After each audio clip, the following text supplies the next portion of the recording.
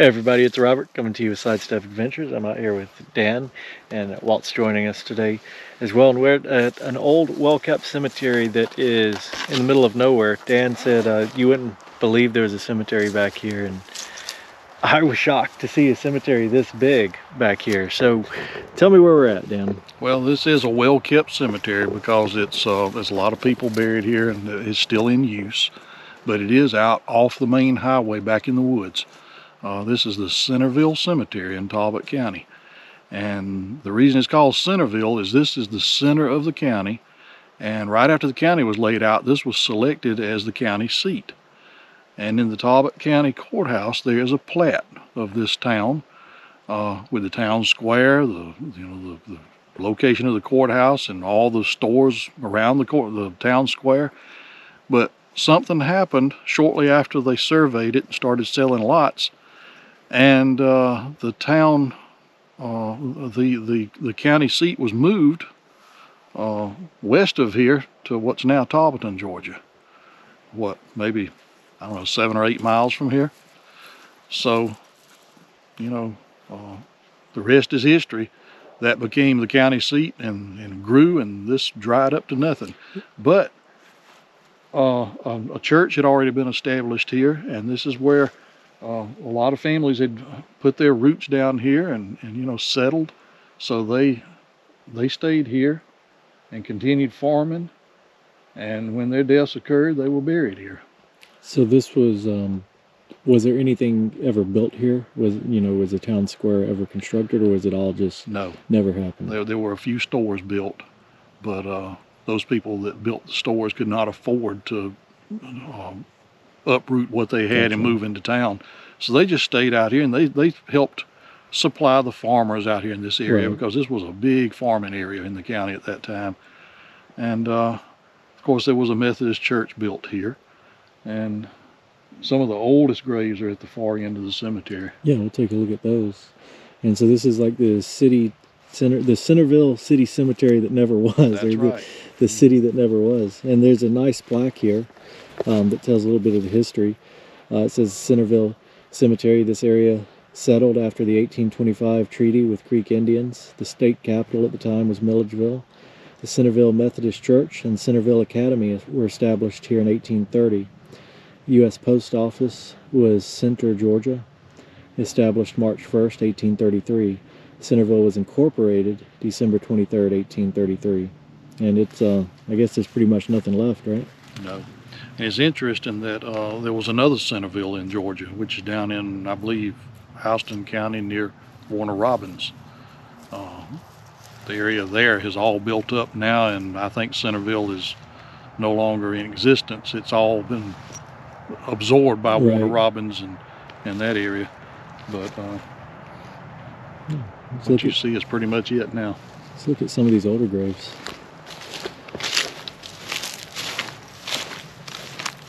Really unique on the way down there, that piece.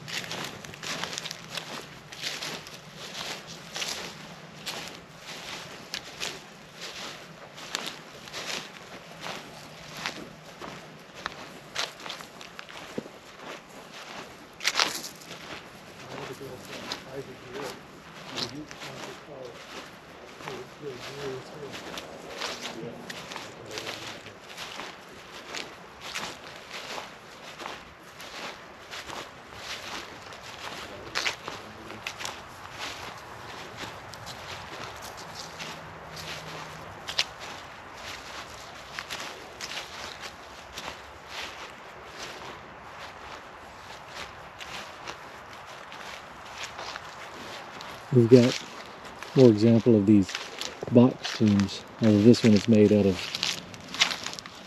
handmade brick.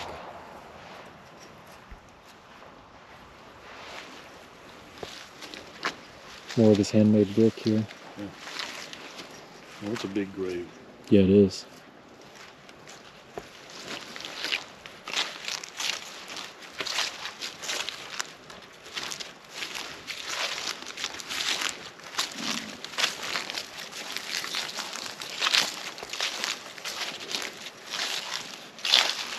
This domed brick grave here is pretty neat. There's another one right there. It's not quite as nicely domed, but we'll take a look at that in just a moment closer. I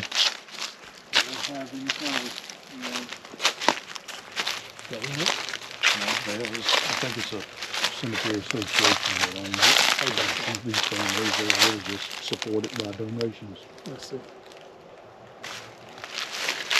This grave here is the wife of a very, very wealthy plantation owner in Talbot County long ago. His name was Hiram Knowlton, and he's buried out on his plantation in his own little family cemetery. I've never really understood why she was buried here alone.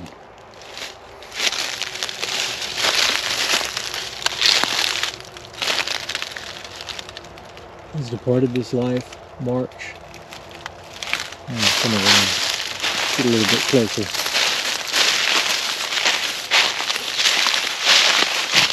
Departed this life March 2nd, 1870. Is that Mrs. Ann J. Consort of. I can't read the first name. His first name was Hiram, Hiram. Hiram, and you said Knowlton, Knowlton. Knolton, I think. Gotcha. Yeah, that looks right. But how long do you think it's been since anyone opened this gate? Oh, I know.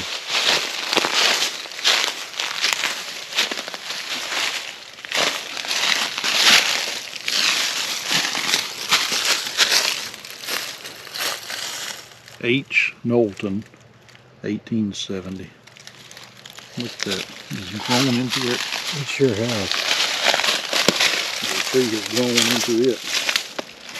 Look at the lock on it. Yeah. Oh, wow. Still locked. Makes you wonder, where's the key now? Right? When was the last time it was open? That's amazing. I've never seen one that was locked. It's strange. It looks like someone keeps that oil locked. That lock oil. Yeah. Yeah, it does look like that. That's really cool. I've never seen a fence around a grave that was locked like that before. That's neat. His cemetery, where her husband is buried, is out there where we were earlier today, somewhere out in the hills.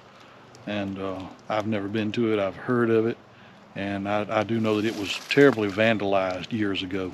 Gotcha. But I think her husband may have died back before she did, maybe in the 1850s. And I don't know why. Maybe she elected just, not to be buried there.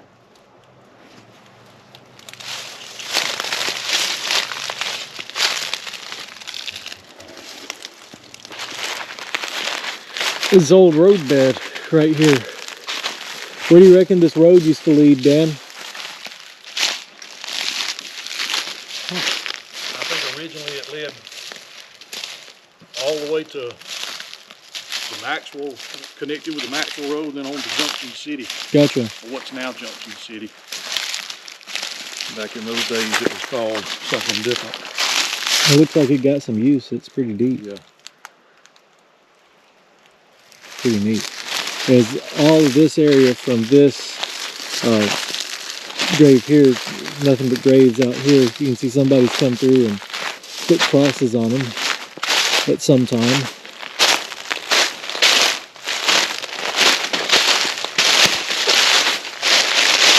And they use metal crosses too, which is kind of good because a lot of these usually get marked with wooden crosses, and someone does something like that and they tend to rot away pretty quick.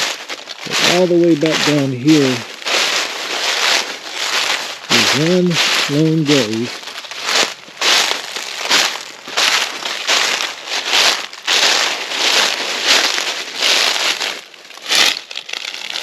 In memory of Susan J. Comer, wife of F.M.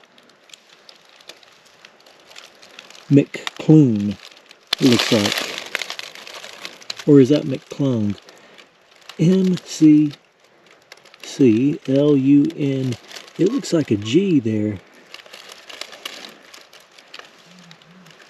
Born March 26th, 1831. Died April 16th, 1898. Graves. There's a lot of graves out here. That's the last one that's marked.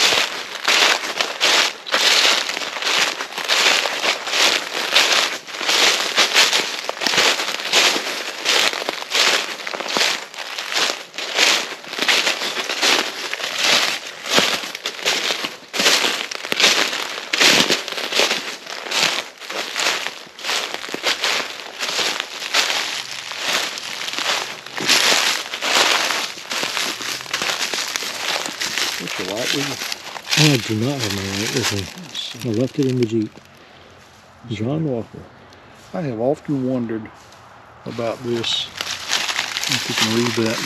John Walker died March 1st, 1855, in the 90th year of his age. And about the 20th year... And about the 70th year of his church membership.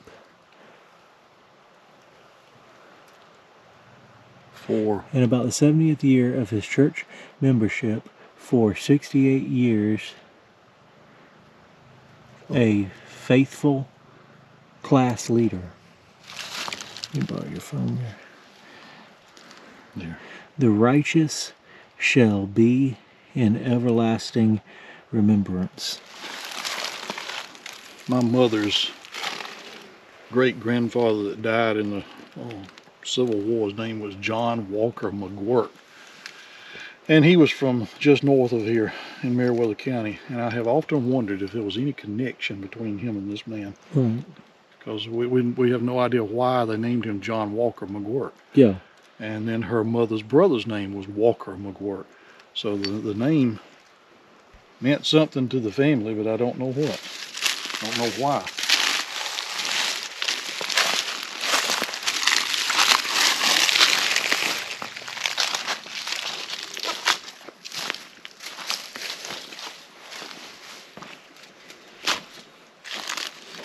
The Stewart Iron Works gate right there. We see those quite often.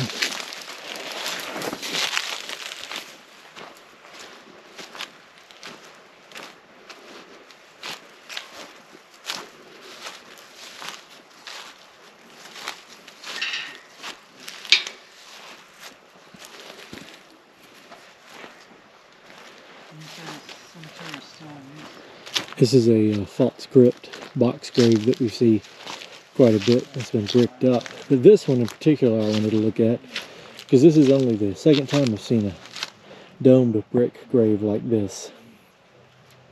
And it's pretty fascinating. At least the second time I've seen one that was still intact.